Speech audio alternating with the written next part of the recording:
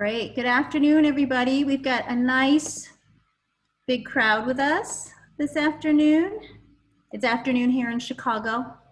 Not sure where you're all coming from, but good afternoon. we're going to start in earnest in just a sec, but I'm putting this question into the chat. And if you could answer and let us know where you're joining from today and how many people are watching with you. I'm watching our numbers climb. We've got 66 folks in right now. It's exciting. And I know that that number will probably climb a little bit more as well. Where are you coming in from today and how many people are watching with you? Please let us know. We'd love to fill the room with your voices. Pilsen, wonderful. Ashley, Schaumburg, Traverse City, Michigan. Great. Lyle, Laura, there's two of you. Atlanta, thanks, Deborah. Oak Park, hi Ave, good to see you. Angie is in Chicago, Susan's in Aurora, so we've got Springfield, we've got Sydney, Australia, thank you for joining us. Hyde Park, Montclair, New Jersey, Oak Park, Skokie, Humboldt Park, thanks Catherine. Karen in Waukegan is with us today. John in Chicago, thanks John. And we've got Harvey from St. Joseph, Michigan. We've got Just a Human joining us from Los Angeles, California. Great. Well, we'll let folks continue to answer that question if they have not had a chance and even as they join us. But I will get us started because I know we've got a lot to cover and we don't want to hold you back from this wonderful film and a really energizing discussion afterwards. So good afternoon. I'm Anna Garcia Doyle, the Executive Director of the One Earth Film Festival. I want to welcome you to our virtual screening and discussion of Useless, a documentary on food and fashion waste. And I should say useless, probably, which is presented by One Earth in partnership with the Garfield Park Conservatory Alliance. I would like to acknowledge and thank Maddie Wilson and her team for their continued partnership over the years and for helping make today's event possible.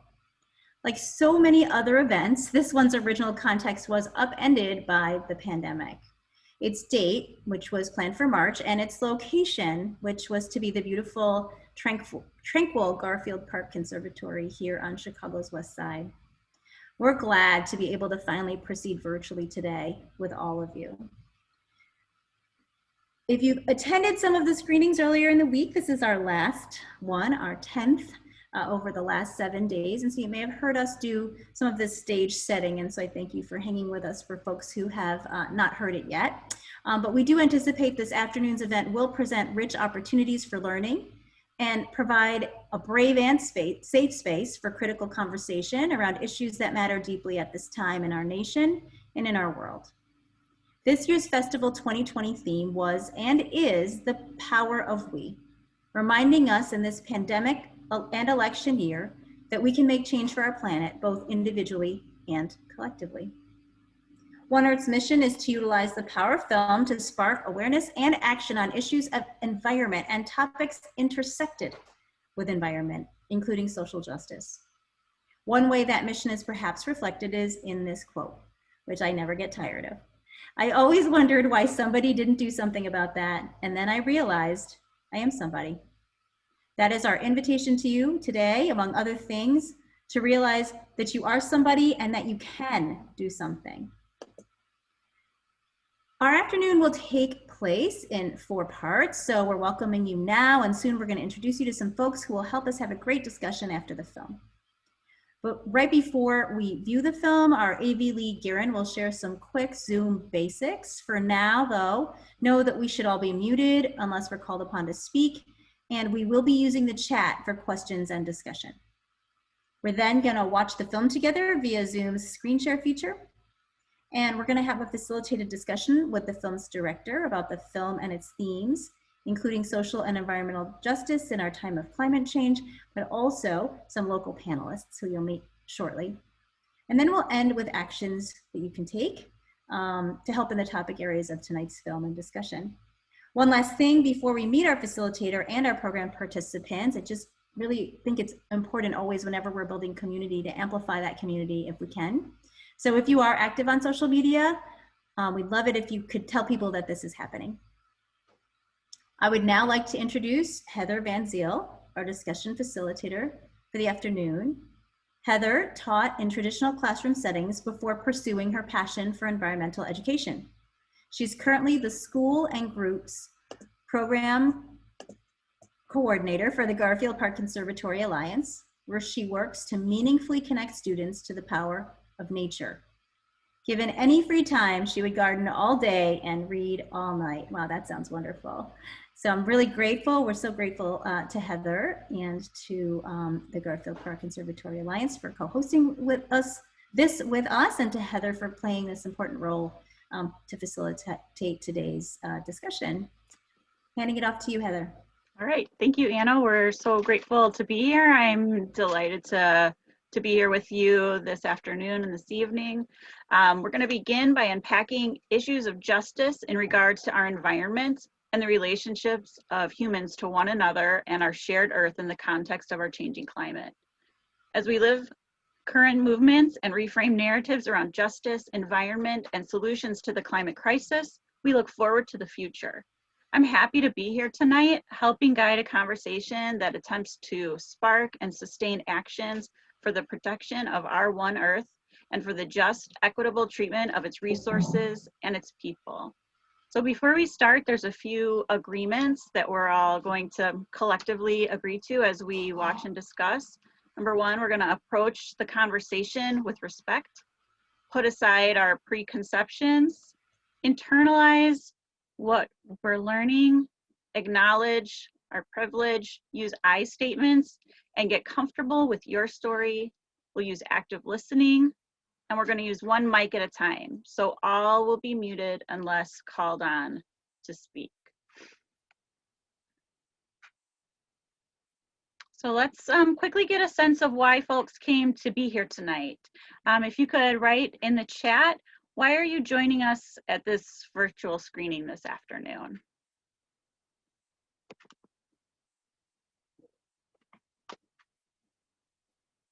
Anybody add to the chat why you're here, why you chose to join us today for this film?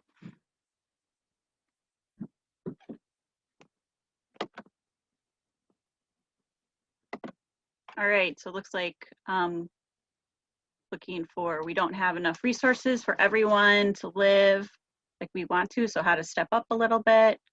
Curious to learn more about how others are discussing this. Oh, this is exciting. There's a group joining together. A friend had seen it and now the rest are joining in as well. So that's great, passing the word along. Oh, and yep, more of a concrete sense of what happens to all the waste from the fashion industry. It's not something that we think about very often when we make our day-to-day purchases. Yep, absolutely. Thank you. Thank you for sharing all of those. So we often watch movies and then walk out of the theater without really reflecting on what we've seen or how we felt about it or what implications that it may have on our lives. So tonight we plan on having a rich, thought-provoking dialogue sparked by Useless, a documentary on food and fashion waste, joined by the film's director and local environmental advocates working in the topic areas of the film. We invite all of you while watching the film and participating in dialogue to consider what you learn and how we might personally and collectively support the well-being of our lives, neighbors, and communities amidst the environmental and social justice challenges of our times.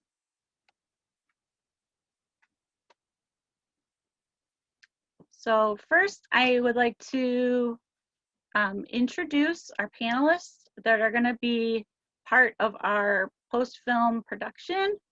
We have Eleanor Ray, who is the executive director and founder of the WasteShed. Thank you, Eleanor, for being here today. We have Annamaria Leon, the co-owner, Homan Grown L3C, and co-founder, Permaculture Chicago Teaching Institute. So thank you, Annamarie, for taking the time to be here today. And we also have Jonathan Scheffel, founder of Healthy Soil Compost LLC. Thank you, Jonathan, for being with us today. And now I would like to introduce one more panelist, Rakel Garðarsdóttir. the director of Useless, a documentary on food and fashion waste. She is going to introduce her film for us tonight. The film was released in 2018 and is about 55 minutes long. So Rakel, I'll hand it off to you. Hello, and hi, I'm located in Iceland, Reykjavik, where I'm from.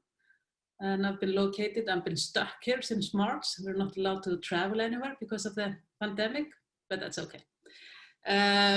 Yeah, so I work as a producer for film and theater and TV here in Iceland with a company called WasteShed. And in 2013, I figured out, or I didn't figure it out, I just read an article on how much food we were wasting.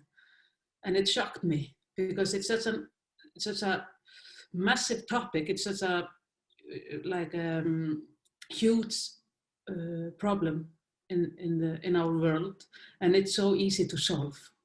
So that was my main passion, if you can say so, that I wanted to change, my living, because that's the only thing we can do. We can only change ourselves and our behavior.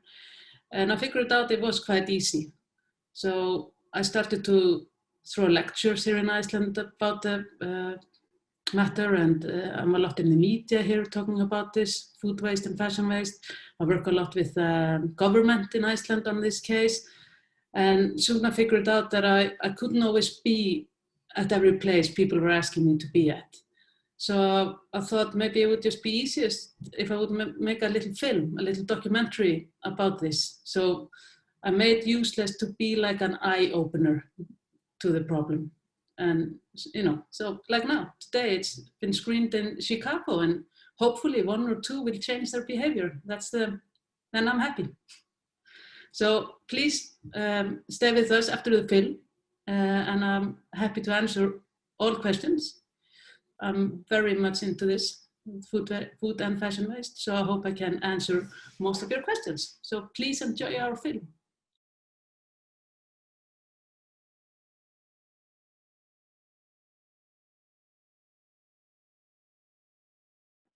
Well, thank you so much, Rakel. That was just a really powerful film. I've seen it more than once now, and it's just striking over and over. I took tons of notes. So thank you for that. I asked a question in the chat. If you didn't see it, you can still answer to the participants. What are some of the scenes, people, or lines in the film that stood out for you? I'll just read a few of those for a bit. So that the fact that there's more water spent on making one burger than a month's worth of showers, that's startling for sure. Also the powerful statement that the public is the sleeping giant. We can make an impact.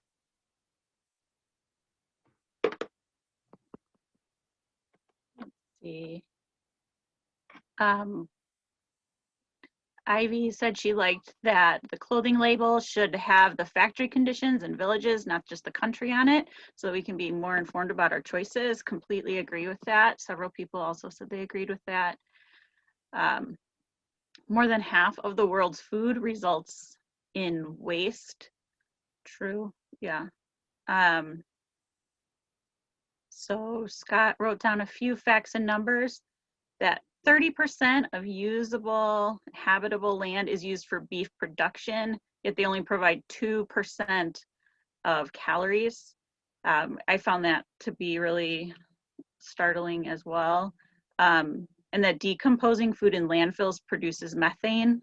Raising one cow equals one car from Iceland traveling all the way to Indonesia, and one beef patty equals 5.9 kilograms of feed.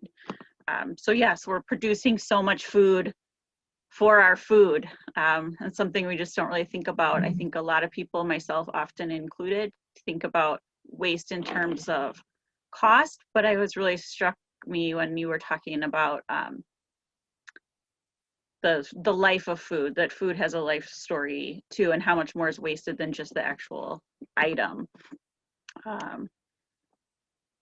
So Yeah, so and with the clothing industry, that 80 million garments approximately end up in a landfill, and those are only the ones that leave the factory. So how much waste, how much clothing is wasted and textiles are wasted before they can even leave the factory. And that, I believe it was 65% of our clothing is disposed of within a year. So it really kind of makes you think about the choices you're making with your clothes. So thank you to everybody who contributed that in the chat. We are going to have a bit of time now to discuss any questions that you have with our filmmaker. So if you have questions for Rakel, please put those into the chat, and we'll get through as many of those as we can in the time that we are allowed. So we're going to bring back all of our panelists right now. So first, we'll be speaking with Rakel, the director of Use Less, a documentary on food and fashion waste, and founder of Awakening Movement to Increase Food Waste Awareness. Rakel was awarded the 2015 Outstanding Young Icelander Prize by the Icelandic Junior Chamber. So, welcome. Thank you for sticking around with us. Thank you for this opportunity to speak with you about your eye-opening film. So let's see, let's take some questions here. So why did you decide to make this film? The reason I wanted to make this film is I didn't do it by myself. I have a co-director and a co-producer called Ágústa Ólafsdóttir. But yeah, we decided to do this film to increase the awareness. So it's supposed to be an eye-opener film, you know, to open our eyes to these problems. And we wanted to try to do it in a little, because we've seen so many environmental films that are very negative and very harsh, and always talking about that we're all going to die, or, you know, it's very dramatic on the negative side. So we wanted to try to make it a little bit positive solution kind of way. Yeah, so like I said before, I've thrown a lot of lectures here in Iceland. I talk a lot about this matter, food waste and fashion waste. And I just wanted to, because I can't always be at the place. I can't always, when the phone rings up, I can't always, you know, show up and throw a lecture. So I wanted to do a films that I could always send if I can't be at the place. So basically, it's, yeah, it's just because it's a huge problem, and like we're trying to point out in the film, that we are the sleeping giant. You know, we just need this reminder all the time. You know, because no one wants to throw food away or you know, harm the environment by purpose. I don't believe in that. But I just believe in it's just become habits. We're just used to do something, and now we have to try to change our behavior habit. And that's why it's always good to have a reminder. See films like this, read an article or something, and try to take it step by step. You know, we don't have to do everything at the same time, but we can start to take these small steps. Thank you. After making this film, were there specific things that you changed in your own life to prevent food and fashion waste? Or are there any other ways that making this film affected your own personal habits? Yeah, well, I was quite aware of it when I started to do this film. You know, I try not to throw food away, and I try not to buy clothes, and I don't buy fast fashion, and I watch out from where my clothes are. And I buy secondhand, and I use clothes from my husband or whatever, you know. So I'm very aware of it. But like I say, I'm at the same path. I take it step by step. So maybe when we did the film in 2017, then I used to eat a little bit of meat, for example. Now I'm almost totally stopped it. It just increases, like just comes as it. I've just taken more and more steps, I would say. Excellent. Not necessarily because of the film. It's also, it's all around us now, you know, we get more reminder and yeah, and it feels good, you know. We have to think about the future and have to think about what kind of planet we're leaving behind us. Seriously, you know, it's a serious threat we're going through, and people who don't believe in it. That's why it's so important. You know, you're going to vote now in the States. It's very important to vote, I think, not for people who don't believe in this, because we see it. I live on an island in the Arctic, and we have glaciers here, and we live by the ocean. You know, we live from the fish in the ocean, and we witnesses it a lot, that things are happening. So yeah. Yep, I agree. Vote. It's happening now, right? Early voting. It's important to vote, yeah. Do you plan on making more films about sustainable living? Do you have anything in the works or any plans? No, but yeah, I would love to. You know, I would love to, but I don't have it in my plans yet. But I'm always thinking about this, and it's always a topic in my mind. And mostly, I want to encourage people to take action by themselves, because I really believe in the individual. Because it's the only thing we have. You know, you can vote, of course, you know, and hope for the best. But sometimes it goes wrong, and then we just have ourselves. And if we all would, you know, it's like the story, they say, if we're like 7.5 billion on the planet, and if we would all stop using single-use like plastic straw, then we would we won't have that problem anymore. Then plastic straw are just out of the picture, you know. Mm-hmm. So if we all stand together and try to do our best, you know, then it will happen, I think.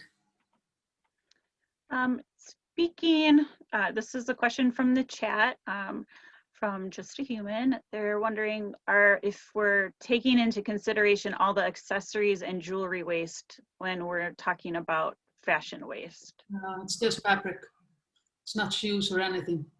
And it's devastating, you know, if you see, like you saw in the film, when you see pictures from China, the rivers, you know, they're just dark black, poison, toxic, you know, it's awful.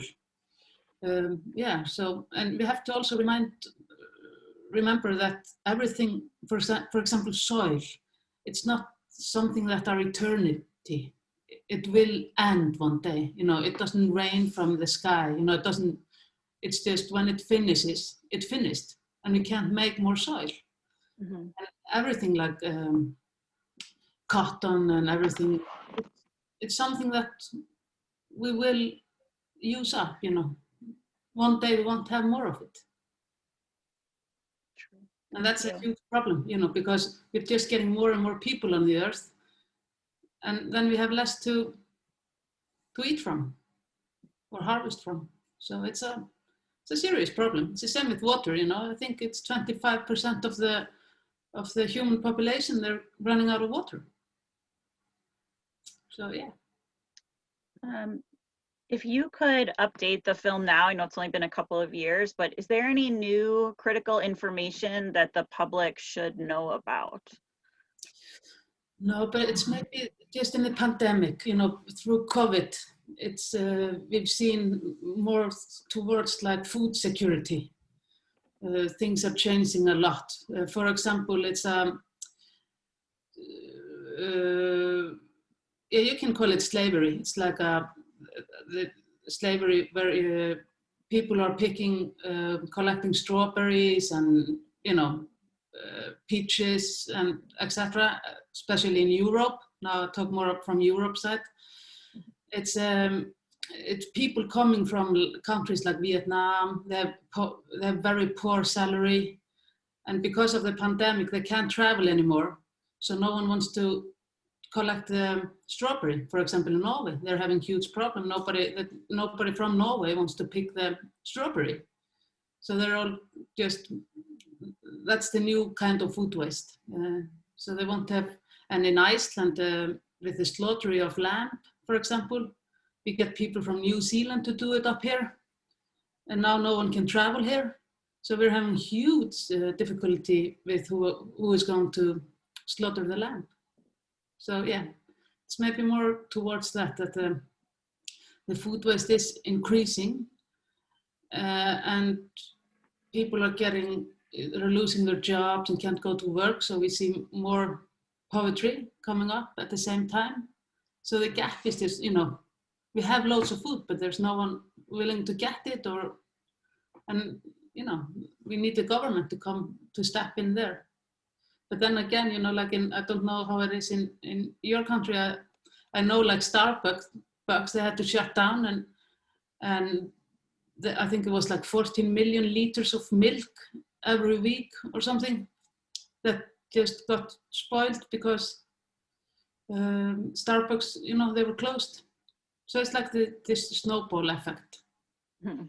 Right. Yeah. Huge problem where we're wasting tons of food, and then there's billions of people are going without, and yeah, it's just devastating. It's getting worse. Yeah. Let's see. So this is another question from the audience. What are some solutions you see or can suggest for post-consumer waste? Well, it's a good rule to just buy what you're going to eat and be very aware of that, And I've been to the States a couple of times, and the portions you have there, if you go to a restaurant, I always buy one portion and share it with someone. Just small steps like this, you go to the supermarket and you write down what you're going to buy or what you need, so you won't buy too much, and then it ends up getting wasted in your freezer or fridge, for example. And then, of course, use your fridge, eat what you have at home. We started to look at food as some kind of, we don't value it, it's just always around, and that's a big problem. You maybe have something in your fridge, but you're in the mood for something else. And then you go out and buy that, thing that you're in the mood for. And then you might throw the other thing, the food you had in your fridge away, instead of just buying the thing you're in the mood for the day after or whenever you need food. So we're getting very snobbish, if you can say so, with what we want to eat, and especially with meat. People just want to eat certain part of the meat. You wouldn't eat. We eat sheep head in Iceland. It's a tradition, but many people think it's disgusting. But it's the same meat. If you eat meat, on the other hand, you have to eat the whole animal. So yeah, it's just. I think we all know what to do. In that, it's common sense in a way, not to throw food away. We just have to remind ourselves, to precious it. Yeah, make it more precious for us, because we can't live without food. That's a fact. Right. Yep. That is. It sounds like such a small thing. Just planning a menu and making a list and buying what you need, and how often it's easy to get there and impulse buy and everything else, and you're right, so much waste. So okay, let's see. So I was struck by how it was said that by folks speaking up from both the perspective of the fashion and the food industry, that for businesses to do the right thing, like you said, people want to do the right thing, but for businesses to do the right thing, they need regulations, incentives, long-term predictability provided by policymakers and governments. So while we are trying to make our own personal consumption changes, do you have any recommendations of how to start putting pressure on policymakers and governments so that change comes from the top down as well as the bottom up? We looked at it in Iceland, for example, to put some kind of taxes on the food you throw away, so it will cost you more to throw food away. Today it's very cheap. It's cheaper today for supermarkets and big kitchens to throw the food away instead of trying to get it to someone. And that's very wrong. Do you know what I mean? We have to change that. So it's cheaper for you to try to get this food you're going to waste into some kind of path so it ends up with the people who need it. So yeah, we're looking very much into that in Iceland, because like I said, now it's just easiest for the business to go into the container behind their shop or whatever and throw it away, and then it ends up in landfill, which is the worst, you know. Mhm. And you have to use some kind of award, I think, for people and business to that's always a key, I think, to help them in a way and give them some awards, even if it's in legal regulations or so. And there are so many people that need that food, so we also have to try to find some solutions to do that. And we've been looking at this in Iceland as well, because if you are a family, it often seems like it's more like homeless people or drug addicts, or, you know, it's maybe not so sexy to go to some soup kitchen or wherever, you know, it doesn't mix in with maybe a normal family with 3 or 4 kids. Do you know what I mean? Mm-hmm. Just wants to go to Hard Rock Cafe or to a normal restaurant as a family. Right. So we're also trying to make something like that, you know, so it's not like a poverty stamp or like a loser stamp if you're poor, like it seems it is a little bit today, you know. Mm-hmm. So yeah. Looks like we have a couple more questions. Just take a couple more minutes. So said reuse is important, but so is regeneration. How might we contend with the landfills that we already have? Well, nothing should end in a landfill, you know, and that's why it's so important to compost, because like I was saying earlier, with the soil is going to disappear at some point. And if we have compost, you can at least mix it with soil, I think 50%. So then you're at least extending the lifetime of the soil. Landfill is, you know, you can't do anything with landfill. It just takes up place, or, you know, space. And also, like mentioned before, we're getting more and more people, and we're always trying to find some land to build on. That's why we're chopping down the forests, and you know, because both we're building houses there and we're chopping it down to, you know, make livestock for our animals to eat. So landfill is always a bad thing. We shouldn't even have landfills. You know, we should just, we have to look at something that we consider as trash today. It should be considered as raw material and should go back to the circular economy. I'm very interested in the circular economy. I think that's also the future, you know. Yep. You see many films from, you know, from other festivals about all the electricity trash that ends up in landfill, for example, in Africa, and that's another story. It's just gross, the things that are people are throwing away and ruining the planet. So nothing should end in a landfill. I agree. I see that your co-director has joined the meeting as well. So maybe we can bring Augusta in to, you know, have a chance to make any comments or share any takeaways that, you know, from the film or anything that to share. You should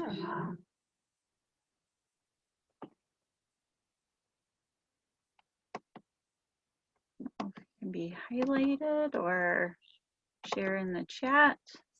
Oh, no, it says no, she's just popped out. Okay, well, if she comes back, then we will try to do that again. But is there any final takeaways you would like to give us before we move on to our other panelists today? No, just it was mentioned before that